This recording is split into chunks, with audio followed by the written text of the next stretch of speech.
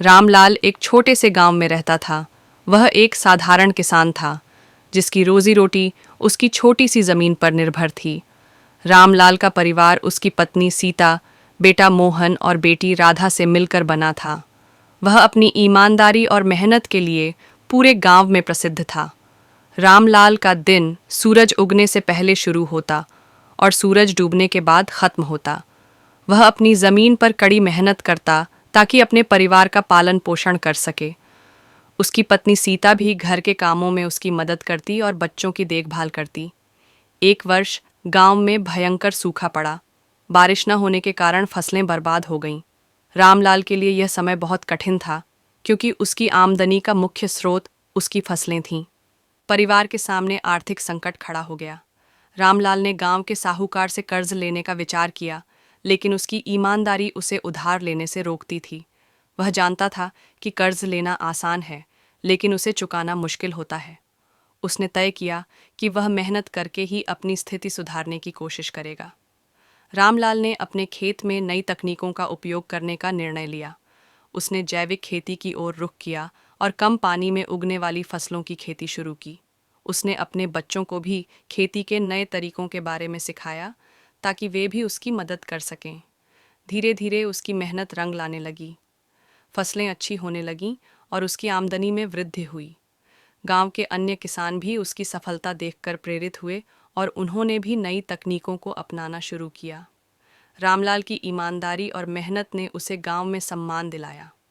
वह गांव के पंचायत का सदस्य चुना गया और उसने गांव के विकास के लिए कई योजनाएं बनाईं। उसने शिक्षा, स्वच्छता और स्वास्थ्य के क्षेत्र में सुधार के लिए काम किया। उसने गांव में एक पुस्तकालय की स्थापना की, जहां बच्चे और बड़े लोग आकर किताबें पढ़ सकते थे। उसने महिलाओं के लिए सिलाई और कढ़ाई के प्रशिक्षण केंद्र भी स्थापित किए, ताकि वे आत्मनिर्भर बन सकें। एक दिन रामलाल के खेत में काम करते समय घड़ा मिला, जिसमें सोने के सिक्के भरे हुए थे। यह देखकर वह चौंक गया, लेकिन उसकी ईमानदारी ने उसे उस धन को अपने पास रखने से रोका। उसने तुरंत गांव के मुखिया को इसकी सूचना दी और घड़े को पंचायत के हवाले कर दिया। गांव के लोग उसकी इस ईमानदारी से प्रभावित हुए और उसकी सराहना की। मुखिया ने निर्णय लिया कि उस धन का उपयोग गांव के विकास कार्यों में किया जाएगा। रामलाल की ईमानदारी ने उसे और भी सम्मान दिलाया। रामलाल की बेटी राधा पढ़ाई में बहुत होशियार थी। उसने गांव के स्कूल में हमेशा अच्छे अंक प्राप्त किए। रामलाल और सीता ने उसे आगे की पढ़ाई के लिए शहर भेजने का निर्णय लिया।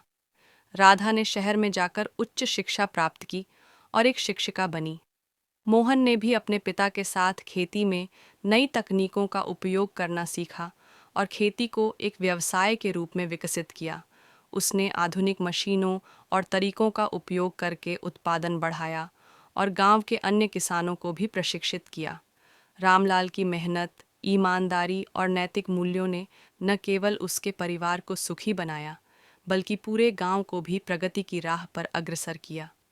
उसकी कहानी गांव में एक प्रेरणा बन गई और लोग उसे सम्मान की दृष्टि से देखने लगे।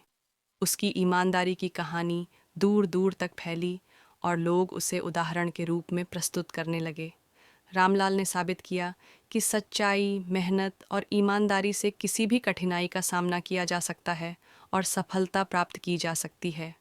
रामलाल की कहानी हमें सिखाती है कि जीवन में कठिनाइयाँ आती हैं, लेकिन ईमानदारी, मेहनत और सकारात्मक सोच से हम उन पर विजय प्राप्त कर सकते हैं।